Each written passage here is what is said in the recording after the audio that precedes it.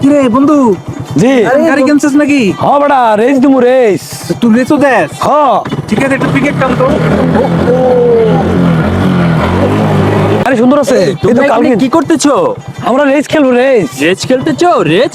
আচ্ছা, আমি এক সময় অলিম্পিকে এগুলো দিয়ে গাড়ি দিয়ে ছোট ছোট গাড়ি দিয়ে আমি রেস খেলতাম। তাই নাকি? আপনি খেলেন তো দেখি, রেস খেলেন। ও দিবা আমাকে? আচ্ছা না, দাও। এই বড় ভাই একটু রেস খেলতে দাও তো।